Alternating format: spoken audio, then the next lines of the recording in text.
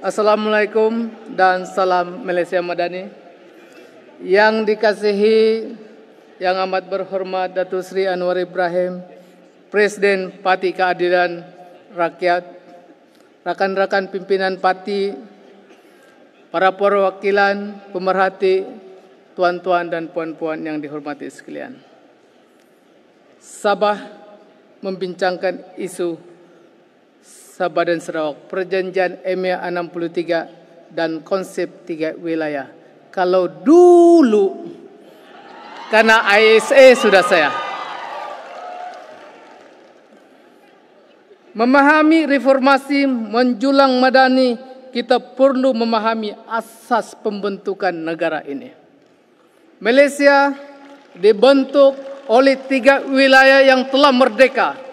Semenanjung Malaysia, Sabah dan Sarawak bersetuju membentuk sebuah negara baru yang dinamakan Malaysia.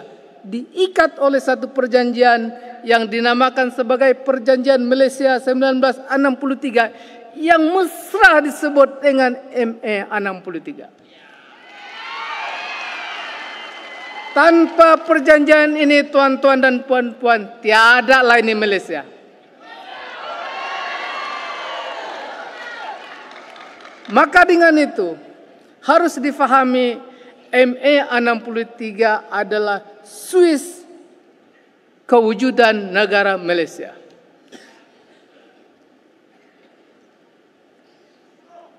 Mengabaikan MA 63 bermakna ingin memadamkan Malaysia dari peta dunia.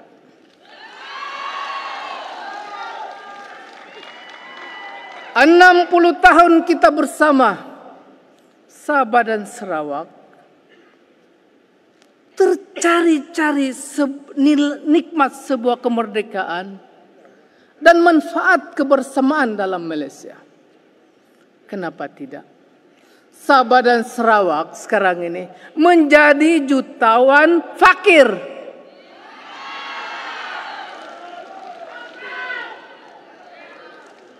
Kaya dengan sumber alam semula jadi, tetapi nomor 2 dan nomor 3 termiskin di Malaysia dengan kadar kemiskinan tegar yang tertinggi di Malaysia.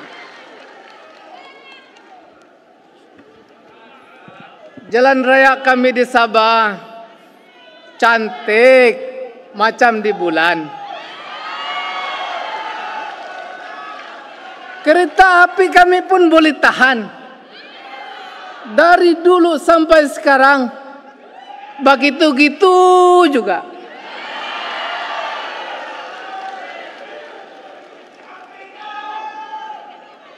Karena itu sebablah Sabah dan Sarawak ini nakal sikit, selalu mengungkit MA 63. Minta tambah kawasan parlimen lah,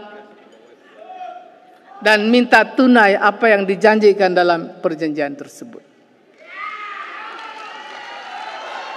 Selama ini MA 63 ini seolah-olah disimpan dan dirahasiakan. Siapa yang mengungkit? Kalau dulu kena tahan ISA. Tetapi saya tidak faham kenapa saya diberi tajuk pada hari ini.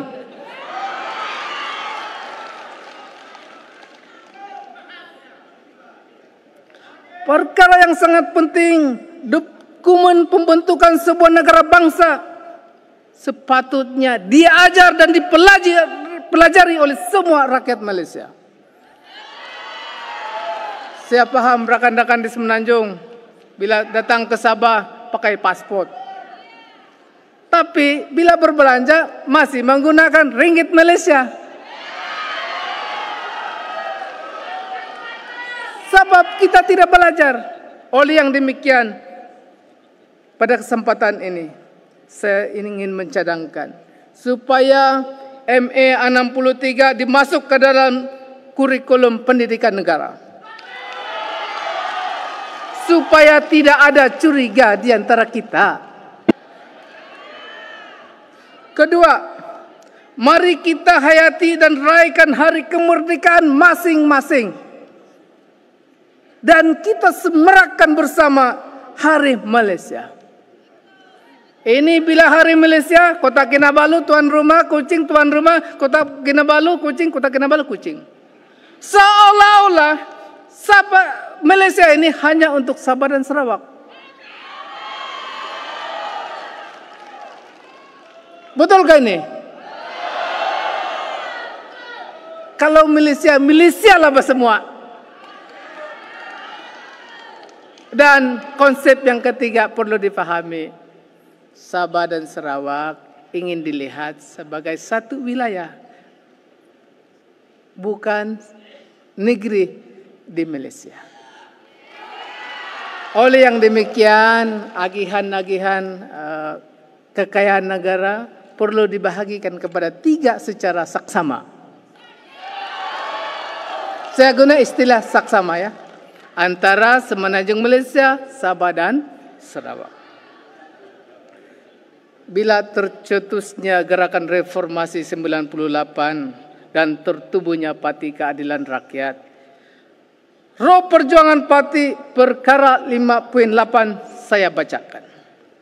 Menjunjung setia semangat kerjasama dan perkongsian kuasa secara adil di antara Sabah, Sarawak dan Semenanjung Malaysia dengan memperkasakan kedudukan politik dan ekonomi yang saksama mengikut kerangka Perjanjian Malaysia tahun 1963. ME 63 tidak pernah ada dalam perlembagaan mana-mana parti peringkat nasional, hanya di keadilan saja bosku.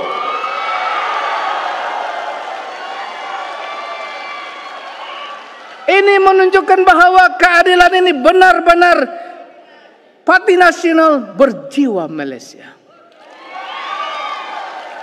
Pun begitu rakan-rakan kami di Sabah yang dulu lawan sekarang jadi kawan, sentiasa mempersoalkan kejujuran sekiranya Parti Keadilan memegang tampuk pemerintahan.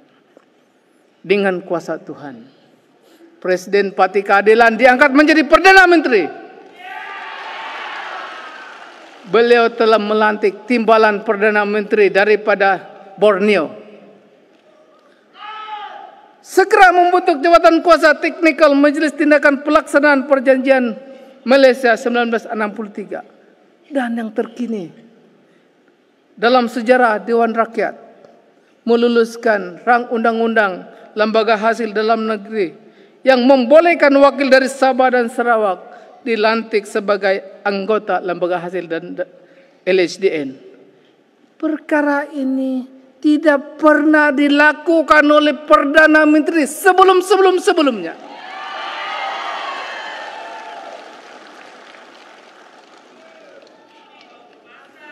Maka dengan itu saya pikir tidak ada keraguan lagi. Yang amat berhormat Datuk Seri Anwar Ibrahim perlu dinobatkan sebagai Bapa Malaysia.